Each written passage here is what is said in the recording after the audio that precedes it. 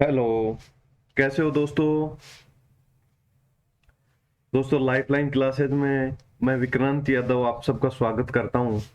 दोस्तों अपन सबसे पहले तो कल के जो क्लास थी अपनी उसमें आप लोगों को स्क्रीनशॉट लेने के लिए मैंने फेयर स्लाइड उपलब्ध नहीं कराई, उसके लिए क्षमा चाहूंगा। लेकिन आज सबसे पहले आपके लिए कल की क्लास के लिए फेयर स्लाइड्स उपलब्ध करा रहा हूं, वहां से आप सब स्क्रीनशॉट ले लें।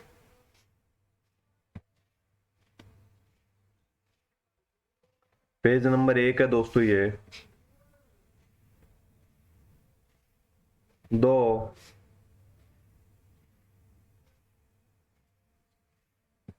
3,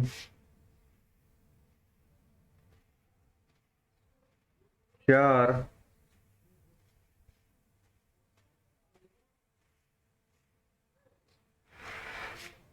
5,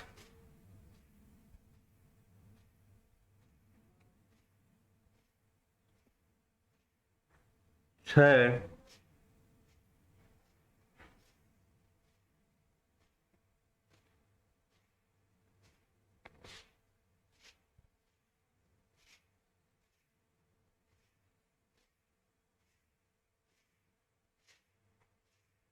आप सबने यहाँ तक स्क्रीनशॉट ले लिया होगा। अब अपन दोस्तों अपनी आज की क्लास ओपन करते हैं।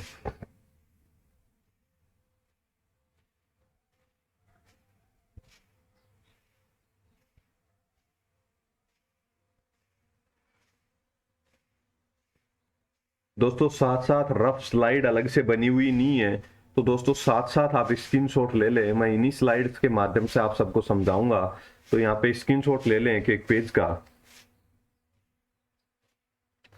दोस्तों आज अपन संपत्तियों के कल अपन ने मूल्यांकन के संबंध में पढ़ लिया था कि संपत्तियों का मूल्यांकन करने के कुछ सिद्धांत हैं और उन सिद्धांतों के आधार पर कौन सी संपत्ति का मूल्यांकन किस मूल्य पर किया जाता है वर्ष के अंत में, तो ये अपन ने कल देख लिया था। आज संपत्तियों के मूल्यांकन के संबंध में अंकेक्षक की क्या स्थिति है, ऑडिटर का क्या दायित्व है और उसकी क्या स्थिति है, उसके संबंध में अपन देख रहे हैं। तो दोस्तों संपत्तियों के मूल्यांकन के संबंध में अंकेक्षक की स्थिति देखेंगे। संपत्ति मूल्यांकन की जिम्मेदारी किसकी होती है, मैंने आपको 2-3 बार ये बात बता चुका। संपत्ति मूल्यांकन की फाइनली जिम्मेदारी मैनेजमेंट की होती है, प्रबंधन की होती है। मूल्यांकन एसेट वैल्यूएशन, एसेट रिवैल्यूएशन बोले, वैल्यूएशन बोले, ये दायित्व किसका होता है, ये प्रबंधकों का दायित्व होता है। अंकेक्षक का कार्य प्रबंधकों द्वारा किए गए मूल्यांकन के आधार पर ही जांचा जाता है। दोस्तों अंकेक्षक का कार्य क्या है, प्रबंधकों द्वारा जो मूल्यांकन किया गया है उसके आधार पर चेक करता है कि मूल्यांकन इन्होंने सही किया है नहीं, सही रीति अपनाई है या नहीं, मूल्यांकन में कोई गड़बड़ तो नहीं की है। ये सब चेक कैसे करता है, अंकेक्षक का कार्य प्रबंधकों द्वारा किए गए मूल्यांकन के आधार पर ही क्या करता है, जांच करना है और ऑडिट रिपोर्ट में उसकी सत्यता और औचित्य के बारे में राय प्रकट करे। सत्यता की सही मूल्यांकन किया है या नहीं किया, ये तो सत्यता हो गई। और औचित्य के बारे में कि ये जो मूल्यांकन में जो विधि काम में ली गई है वो वास्तव में विधि औचित्य पूर्ण है या नहीं है, इस संस्था के लिए इस परिस्थिति में औचित्य पूर्ण है या नहीं है, तो ये भी देख करके अपनी राय प्रकट करता है। तो दोस्तों अंकेक्षक का कार्य मूल्यांकन के संबंध में क्या होता है, प्रबंधकों द्वारा किए गए मूल्यांकन के आधार पर क्या करेगा, जांच करेगा, ऑडिट रिपोर्ट में इसकी सत्यता और औचित्य के बारे में अपनी राय प्रकट करेगा। ये अंकेक्षक का कार्य हो गया। ये 2 पॉइंट हो गए अपने। मूल्यांकन की जांच करते समय अंकेक्षक को क्या ध्यान में रखना चाहिए दोस्तों, एओए और एमओए। दोस्तों ये नोट कर सकते हैं आप, इनकी full form association, article of association है ये, और मेमोरेंडम ऑफ एसोसिएशन है ये दोस्तों कंपनी के मामले में 2 महत्वपूर्ण दस्तावेज होते हैं। इनमें जो नियम लिखे हुए हैं, इनमें जो बातें लिखी गई हैं, उनके अनुसार ही कंपनी का संचालन होता है। कंपनी के इसमें इसमें उद्देश्य लिखे होते हैं। मेमोरेंडम ऑफ एसोसिएशन में पार्षद सीमा नियम और पार्षद अंतर नियम, इनको हिंदी में बोलते हैं। इसमें क्या लिखा हुआ है, कंपनी के मेमोरेंडम ऑफ एसोसिएशन में कंपनी के पार्षद सीमा नियम बोलते हैं इसको। इसमें लिखा हुआ है, इसमें क्या लिखा हुआ है, इसमें लिखा हुआ है कंपनी के उद्देश्य क्या होंगे, कंपनी को कितनी पूंजी होगी, कंपनी के कहाँ पर कार्य करेगी, कंपनी का रजिस्टर्ड कार्यालय कहाँ पर होगा, कंपनी की पूंजी कितनी होगी, ये सब बातें इसमें लिखी होती हैं। इसमें कंपनी के अंतर नियम लिखे हुए होते हैं, पार्षद अंतर नियम बोलते हैं इसको, एओए को पार्षद अंतर नियम बोलते हैं, एमओए को पार्षद सीमा नियम बोलते हैं। दोस्तों पार्षद अंतर नियमों के अंतर्गत कंपनी में इन नियमों के दायरे में रह करके कंपनी के प्रबंधकों को कार्य करना होता है। तो इन दोनों में नियम होते हैं, ये कंपनी के महत्वपूर्ण दस्तावेज होते हैं। इनके तो मूल्यांकन की जांच करते समय अंकेक्षक को क्या ध्यान में रखना चाहिए कि मूल्यांकन एओए और एमओए के प्रावधानों के अनुसार हो रहा है। इसमें जो प्रावधान बनाए गए हैं, जो नियम बनाए गए हैं, उन्हीं के अनुसार हो रहा है या नहीं हो रहा है मूल्यांकन, ये देखना भी अंकेक्षक का दायित्व है।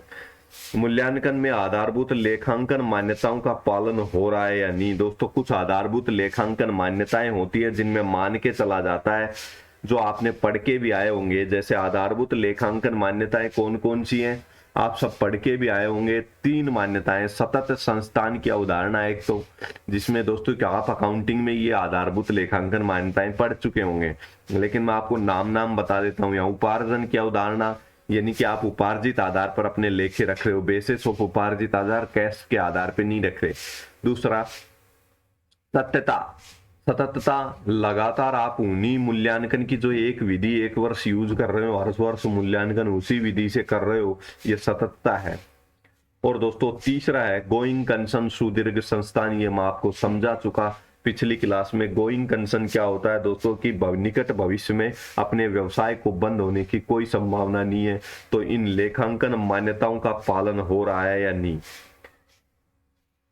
अब वो दोस्तों 3 पॉइंट हुए। अब आपको इन तीनों पॉइंट में याद क्या करना है, ये बात ध्यान से सुने। अंक एक, संपत्ति मूल्यांकन की जिम्मेदारी किसकी है, आपसे पूछे तो प्रबंधकों की है।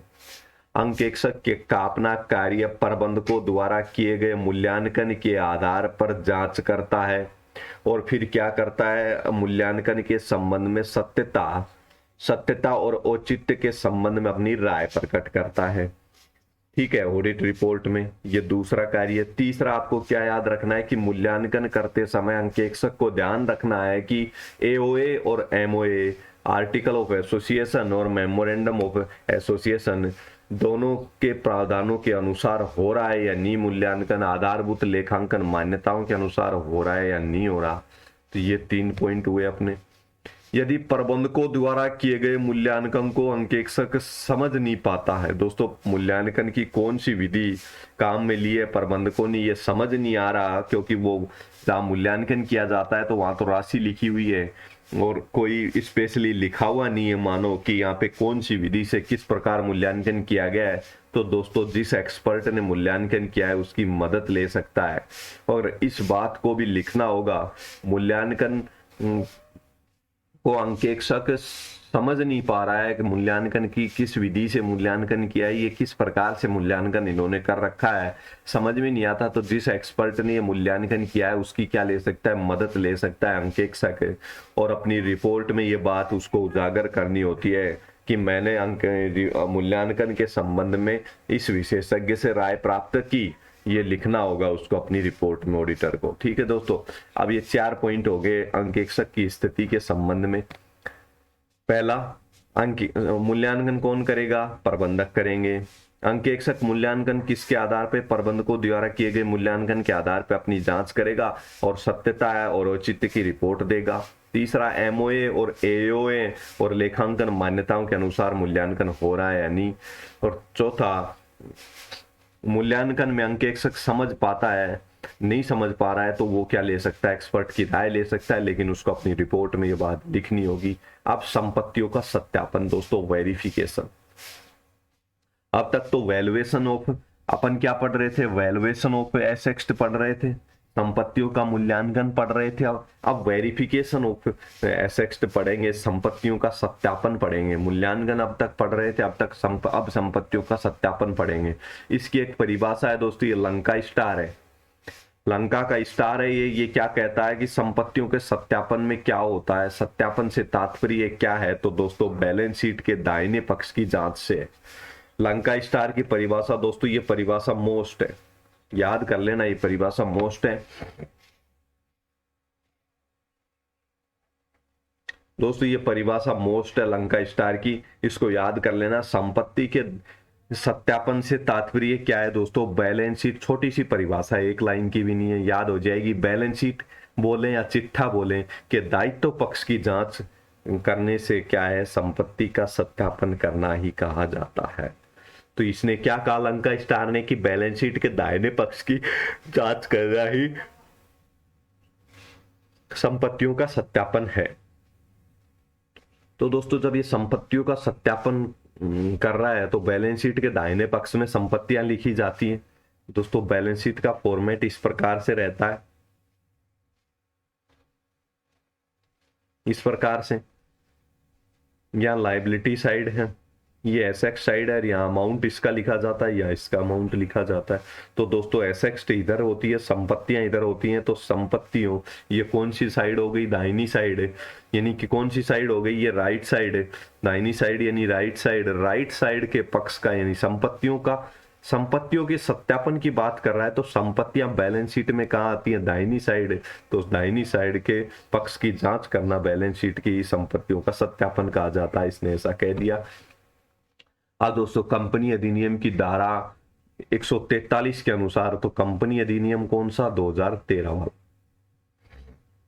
की धारा 143 के अनुसार अंकेक्ष का क्या कर्तव्य है कि वह जांच पड़ताल करे कंपनी फिक्स एसेट से संबंधित लेखे बना रही है या नहीं बना रही। कंपनी अधिनियम की धारा 143 में क्या कहा गया कि अंकेक्षक का दायित्व बता दिया गया, जांच पड़ताल करे, कर्तव्य बता दिया गया कि आप जांच पड़ताल करो कि कंपनी फिक्स एसेट से संबंधित लेखे बना रही है या नहीं बना रही है, ये जांच पड़ताल करो, ये कह रहा है नियम संख्या 143। अब दोस्तों London oil storage company case. अब दोस्तों ये London oil storage company case क्या कहता है? ये दोस्तों 1904 में आया और इस केस में ये कहा कि क्या कहा गया? बैलेंस शीट में मौजूद एसेट्स का सत्यापन करना अंकेक्षक का कर्तव्य है। वही बात बोल दी इसने भी, इसमें भी यही कहा है कि फिक्स एसेट्स के संबंध में लेके रख रहा है या नहीं रख रहा है, इसका पड़ताल करना किसका? अंकेक्षक का कर्तव्य है। और ये कह रहा है बैलेंस शीट में मौजूद एसेट्स का सत्यापन करना अंकेक्षक का क्या है? कर्तव्य है।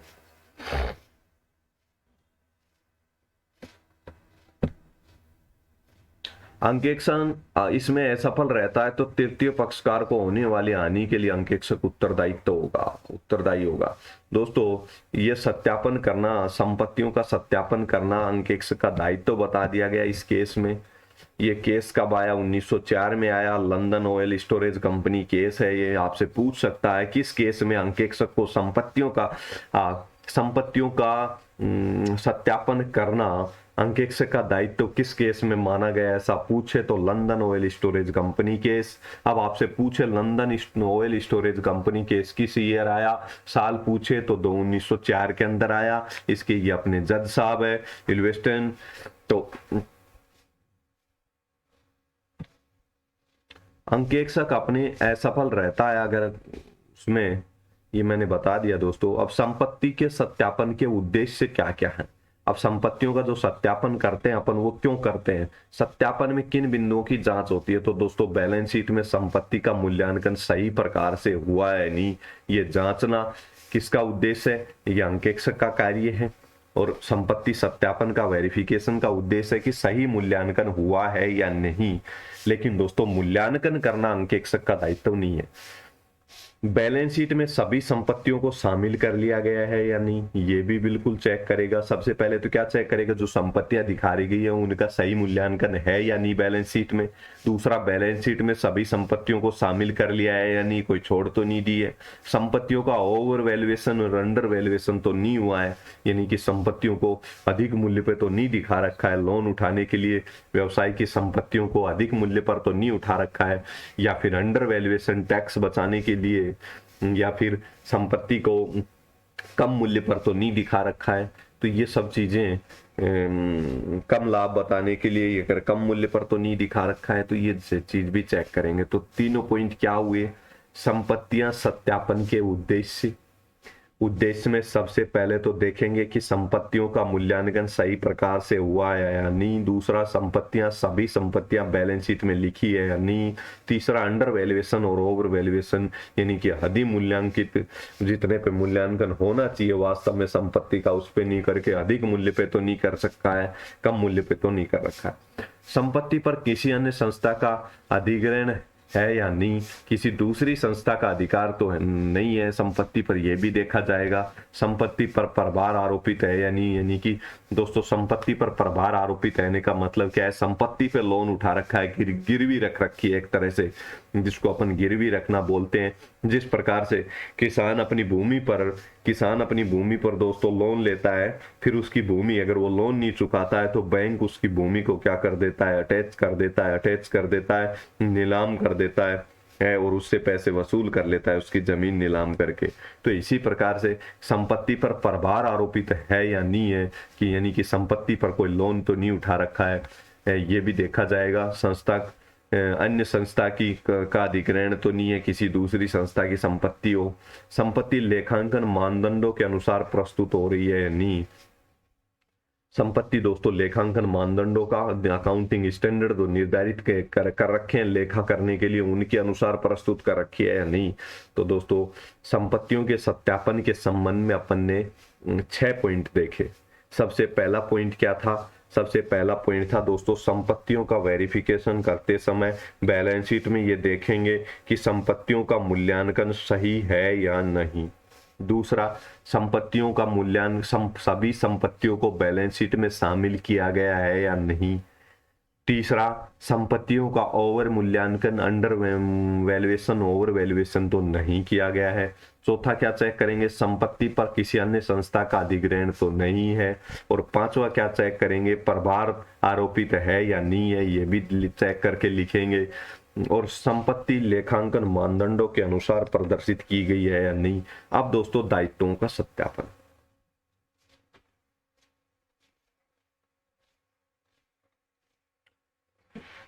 अब दोस्तों ये जो दायित्वों का सत्यापन है ये क्या मामला है, इसको देखेंगे। ऑडिटर को क्या करना होता है? ऑडिटर को निम्न बिंदुओं की जांच करनी होती है। ऑडिटर को क्या करना होता है? निम्न बिंदुओं की जांच करनी होती है। लायबिलिटी संस्था से संबंधित है या नहीं। सबसे पहले तो दायित्वों का सत्यापन कैसे करेंगे, वेरिफिकेशन कैसे करेंगे कि लायबिलिटी है, दायित्व है वो संस्था से संबंधित है या नहीं है। कहीं और किसी के दायित्व इसमें दिखा करके संस्था से तो उनकी बैलेंस शीट में तो नहीं दिखा रखे हैं। व्यक्तिगत दायित्वों को तो बैलेंस शीट में शामिल नहीं कर दिया गया है। सारी लायबिलिटी को शामिल किया गया है नहीं। लायबिलिटी पे ब्याज व मूलधन का भुगतान समय पर हो रहा है या नहीं। दोस्तों लायबिलिटी साइड में मैंने आपको बैलेंस शीट का फॉर्मेट बताया था बना के, तब मैंने बताया था लोन लेता है तो वो लायबिलिटी साइड में आता है, किसी से अपने उधार किसी से माल खरीद रखा है तो वो भी लेनदार है, यानी कि वो भी अपन ने उधार किसी से माल ले रखा है तो एक तरह से उसने भी अपने को ऋण दे रखा, वो अपने को चुकाना है तो वो भी दायित्व है। तो उनको ब्याज पर अगर ब्याज का भुगतान अगर करना है तो समय पर किया जा रहा है या नहीं किया जा रहा है, ये भी चेक करेगा लायबिलिटी पक्ष के संबंध में। अब लायबिलिटी सत्य और अधिकृत है या नहीं है, कहीं झूठे दायित्व दिखा रखे हो, ये भी चेक करेगा। संदिग्ध दायित्व को शामिल किया गया है नहीं। संदिग्ध दायित्व कौन से होते हैं दोस्तों? ऐसे दायित्व जिनका कोर्ट केस चल रहा हो। क्या चल रहा हो? केस चल रहा हो, जिनका अभी कंफर्म नहीं है कि वो अपना दायित्व बनेगा या दूसरे पक्ष का दायित्व बनेगा। तो ऐसी स्थिति में संदिग्ध दायित्व होते हैं, वो अपना दायित्व आने वाले भविष्य में हो भी सकते हैं और नहीं भी हो सकते हैं। तो ऐसे दायित्व को शामिल किया गया है नहीं। लायबिलिटी सत्य और अधिकृत है या नहीं। तो दोस्तों ये हुआ यहां तक। अब ये एक पॉइंट और है दोस्तों, अंकेक्षण मूल्यांकन करता नहीं है, ये किस केस में कहा गया? अगर आपसे पूछे अंकेक्षक मूल्यांकन करता नहीं है, यह कहा गया है किस केस में आपसे पूछे तो अंकेक्षक मूल्यांकन करता नहीं है, यह किंगस्टन कॉटन मिल केस में कहा गया। तो दोस्तों ये भी आपको केस याद रखना है। तो दोस्तों आज की क्लास में इतना ही। कल की क्लास के आपने स्क्रीनशॉट ले लिए होंगे, आज की क्लास के साथ साथ में एक एक पेज का आप स्क्रीनशॉट ले लेंगे। धन्यवाद दोस्तों। अब अपना 2 टॉपिक बचे हैं, 2 टॉपिक के बाद में दोस्तों अपनी ऑडिटिंग समाप्त हो जाएगी। अब कल से जो प्रारंभ होगा, कल से या आज जैसे ही मेरे को दिन में अगर समय मिला तो आज से, जिसमें अंकेक्षण, कंपनी अंकेक्षण और दूसरा सरकारी कंपनी का अंकेक्षण, ये अपना बहुत महत्वपूर्ण टॉपिक है दोस्तों, शानदार टॉपिक है और थोड़ा सा बड़ा टॉपिक है अगला। उसके बाद अपनी ऑडिट रिपोर्ट आएगी, वो भी इन्हीं की तरह छोटा सा टॉपिक। अब कल से नया टॉपिक प्रारंभ होगा। धन्यवाद दोस्तों, यहाँ तक नोट डाउन कर लें, पॉइंट्स को याद करते हुए चलें डेली का डेली, ताकि दोस्तों अपन जैसे ही कंप्लीट करके क्वेश्चन सोल्व करें तो आप में एक आत्मविश्वास हो, आप आंसर दे पाए, साथ साथ आपको लगे कि हाँ वास्तव में क्वेश्चन यहीं से पूछता है। तो धन्यवाद दोस्तों, इतना ही आज की क्लास में। अब अपन मिलेंगे नेक्स्ट क्लास में। धन्यवाद।